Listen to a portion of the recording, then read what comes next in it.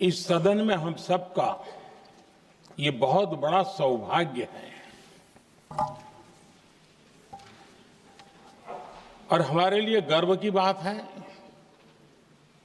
कि वंदे मातरम के 150 वर्ष निमित्त इस ऐतिहासिक अवसर के हम साक्षी बन रहे हैं।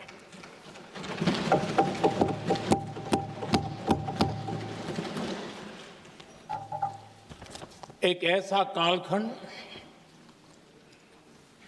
जो हमारे सामने इतिहास की अनगिनत घटनाओं को अपने सामने लेकर के आता है। ये चर्चा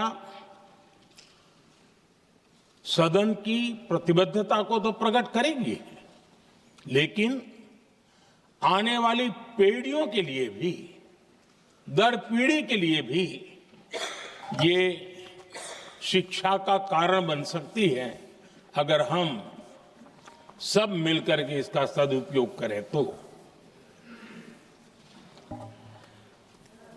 आदरणीय अध्यक्ष जी, एक ऐसा कालखंड है जब इतिहास के कई प्रेरक अध्याय फिर से हमारे सामने उजागर हुए हैं। अभी अभी हमने हमारे संविधान के 75 वर्ष गौरवपूर्व मनाए हैं। आज देश सरदार वल्लभ भाई पटेल की और भगवान बिरसा मुंडा की 150वीं जयंती भी मना रहा है। और अभी अभी हमने गुरु तेग बहादुर के 350वां बलिदान दिवस भी मनाया और आज हम वंदे मातरम की 150 वर्ष निमित्त सदन की एक सामूहिक ऊर्जा को, उसकी अनुभूति करने का प्रयास कर रहे हैं। वंदे मातरम 150 वर्ष की यात्रा अनेक पड़ावों से गुजरी है, लेकिन आदरणीय अध्यक्ष जी, वंदे मातरम का जब 50 वर्ष हुए तब देश गुलामी में जीने के लिए मजबूर था और वंदे मातरम के 100 साल हुए तब देश आपातकाल की जंजीरों में जकड़ा हुआ था।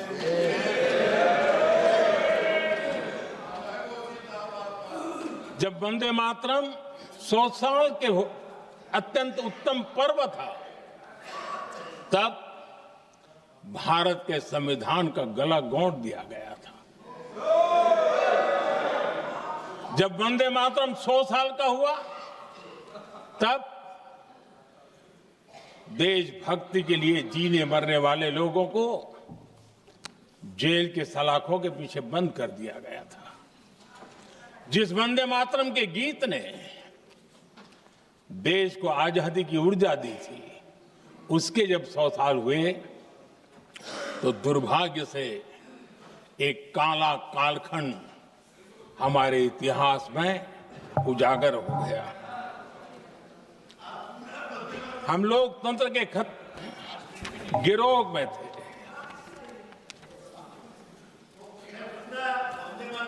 आदरणीय अध्यक्ष जी, 150 वर्ष उस महान अध्याय को, उस गौरव को पुनः स्थापित करने का अवसर है और मैं मानता हूं सदन ने भी और देश ने भी इस अवसर को जाने नहीं देना चाहिए।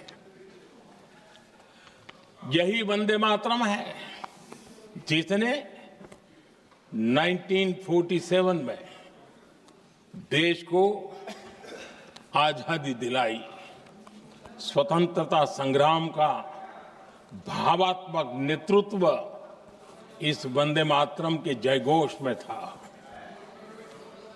आदरणीय अध्यक्ष जी, आपके समक्ष आज जब मैं वंदे मातरम 150 निमित्त चर्चा के लिए आरंभ करने खड़ा हुआ हूं, यहां कोई पक्ष प्रतिपक्ष नहीं है, क्योंकि हम सब यहां जो बैठे हैं एक्चुअली हमारे लिए रण स्वीकार करने का अवसर है कि जिस वंदे मातरम के कारण लक्षावधि लोग आजादी का आंदोलन चला रहे थे और उसी का परिणाम है कि आज हम सब यहां बैठे हैं।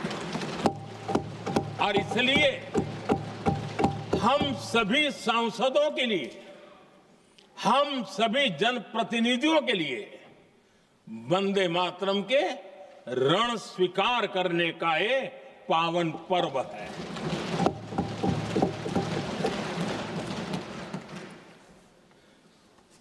और इससे हम प्रेरणा लेकर के वंदे मातरम की जिस भावना ने देश की आजादी का जंग लड़ा, उत्तर दक्षिण पूर्व पश्चिम पूरा देश एक स्वर से वंदे मातरम बोल के आगे बढ़ा। फिर से एक बार अवसर है, आओ हम सब मिल के चले, देश को साथ लेके चले। आजादी के दीवानों ने जो सपने देखे थे, उन सपनों को पूरा करने के लिए वंदे मातरम 150 हम सबकी प्रेरणा बने, हम सबकी ऊर्जा बने और देश आत्मनिर्भर बने। 2047 में विकसित भारत बना करके हम रहे, इस संकल्प को दोहराने के लिए ये वंदे मातरम हमारे लिए एक बहुत बड़ा अवसर है। आदरणीय अध्यक्ष जी, दादा तबीयत तो ठीक है ना? नहीं, कभी कभी इस उम्र में हो जाता है। आदरणीय अध्यक्ष जी, वंदे मातरम की इस यात्रा की शुरुआत बंकिम चंद्र जी ने 1875 में की थी और गीत ऐसे समय लिखा गया था जब 1857 के स्वातंत्र संग्राम के बाद अंग्रेज सल्तनत बौखलाई हुई थी, भारत पर भांति भांति के दबाव डाल रही थी, भांति भांति के जुल्म कर रही थी और भारत के लोगों को मजबूर किया जा रहा था अंग्रेजों के द्वारा। और उस समय उनका जो राष्ट्रीय गीत था, गॉड सेव द क्वीन, इसको भारत में घर घर पहुंचाने का एक षड्यंत्र चल रहा था। ऐसे समय बंकिम दा ने चुनौती दी और ईंट का जवाब पत्थर से दिया और उसमें से वंदे मातरम का जन्म हुआ।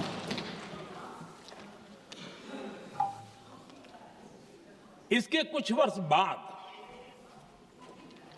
1882 में जब उन्होंने आनंद मठ लिखा तो इस गीत का उसमें समावेश किया गया। आदरणीय अध्यक्ष जी, वंदे मातरम ने उस विचार को पुनर्जीवित किया था जो हजारों वर्ष से भारत की रग रग में रचा बसा था। उसी भाव को, उसी संस्कारों को, उसी संस्कृति को, उसी परंपरा को उन्होंने बहुत ही उत्तम शब्दों में, उत्तम भाव के साथ वंदे मातरम के रूप में हम सबको बहुत बड़ी सौगात दी थी। वंदे मातरम ये सिर्फ केवल राजनीतिक आजादी की लड़ाई का मंत्र नहीं था। सिर्फ हम अंग्रेज जाए और हम खड़े हो जाए, अपने राह पर चले, इतने मात्र तक वंदे मातरम प्रेरित नहीं करता था, उससे कहीं आगे था। आजादी की लड़ाई इस मातृभूमि को मुक्त कराने का भी जंग था। अपनी मां भारती को उन बेड़ियों से मुक्ति दिलाने का एक पवित्र जंग था। और वंदे मातरम की पृष्ठभूमि हम देखें, उसके संस्कार सरिता देखें, तो हमारे यहां वेद काल से एक बात बार बार हमारे सामने आई है। जब वंदे मातरम कहते हैं तो वही वेद काल की बात हमें याद आती है। वेद काल से कहा गया है, माता भूमि ही पुत्रो अहम पृथिव्याः, अर्थात ये भूमि मेरी माता है और मैं पृथ्वी का पुत्र हूं। आदरणीय अध्यक्ष जी, यही वो विचार है जिसको प्रभु श्री राम ने भी लंका के वैभव को छोड़ते हुए कहा था, जननी जन्मभूमिश्च स्वर्गादपि गरीयसी।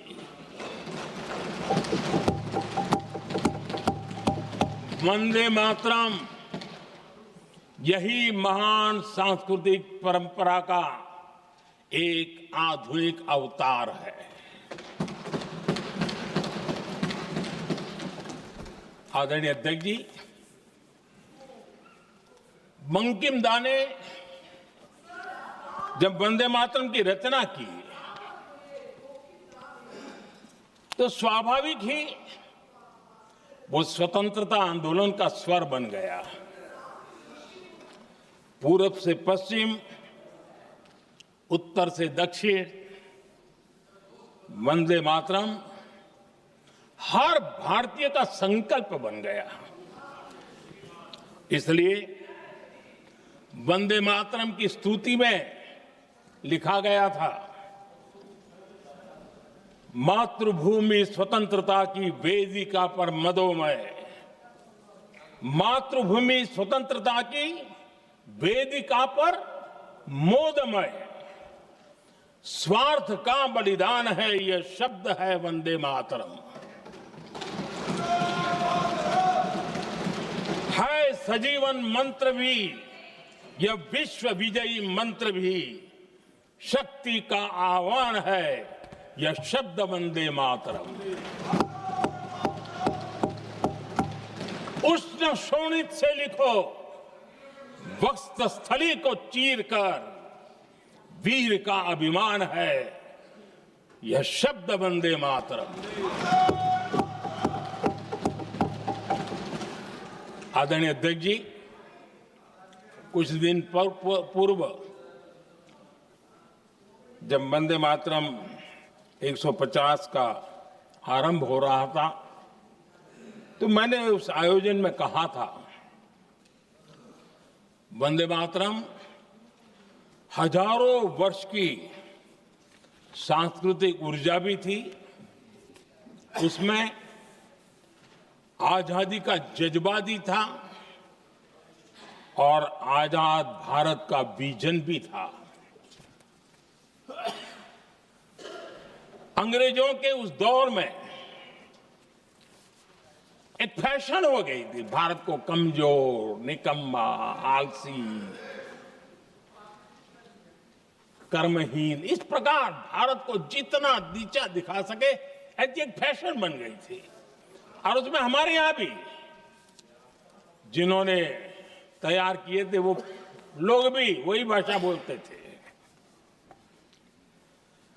तब बंकिम दा ने उस हीन भावना को भी झकझोरने के लिए और सामर्थ्य का परिचय कराने के लिए वंदे मातरम के भारत के सामर्थ्यशाली स्वरूप को प्रकट करते हुए आपने लिखा था,